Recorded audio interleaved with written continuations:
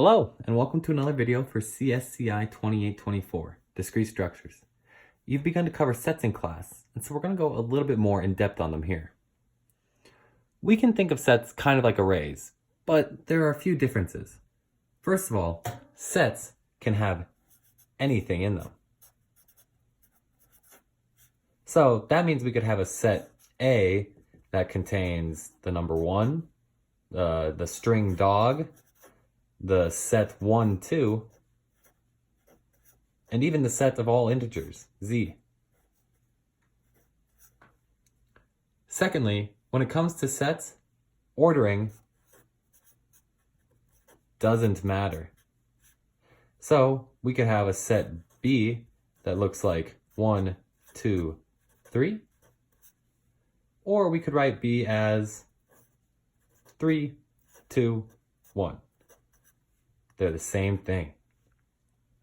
Next, repeated elements don't matter. So if we have the set C equals 1, 1, 1, 1, 3, this is the same as writing 1, 3.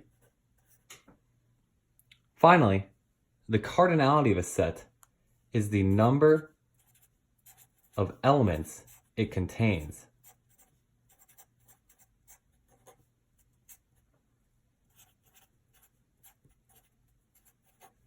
So we can go back and look at the cardinality of these sets that we've just written out. A contains 1, 2, 3, 4. It has a cardinality of 4. B contains 1, 2, 3. It has a cardinality of 3. And because repeated elements don't matter, C has a cardinality of 1, 2. Now, there are a couple different ways that we can go about constructing sets.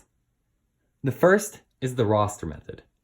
In the roster method, all members of the set are written out. So we could have the set A for animals equals dog, cat, octopus. And that's a perfectly valid set. The next way of constructing sets is called the builder notation, in which members of a set are defined by a characteristic they share.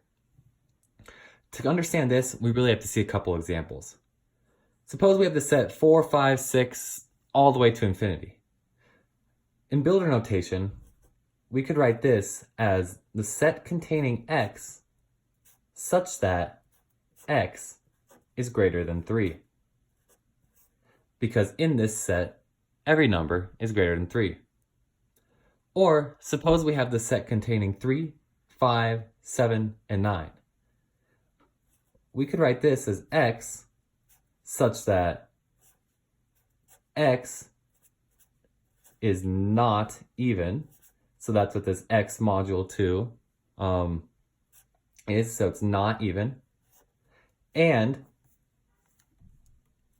x is greater than or equal to 3, and x is less than or equal to 9.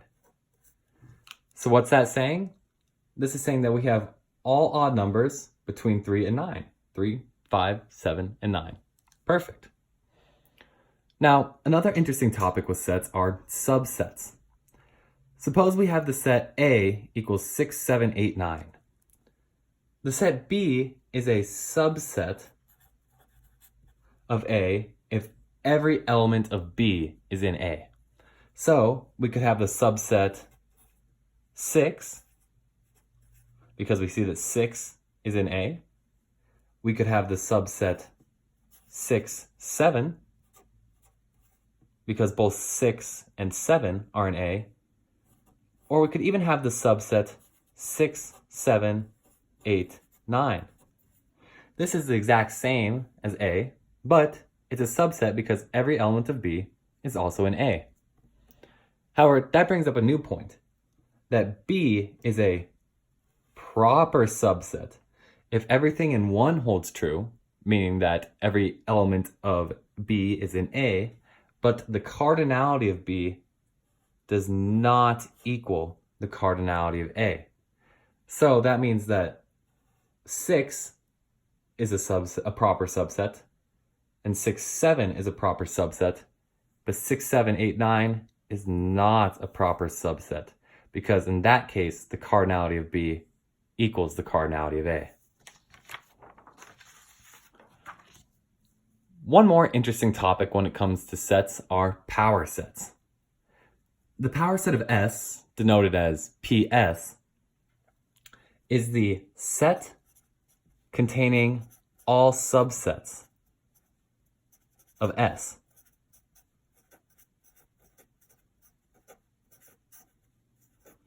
And before we go further, we have to make note of a very important note, and that is the empty set, denoted as a 0 with a cross through it, is a subset of every set. So suppose we have the set S equals 1, 2. The power set of S is going to be the set containing all subsets of S. So the power set is a set itself,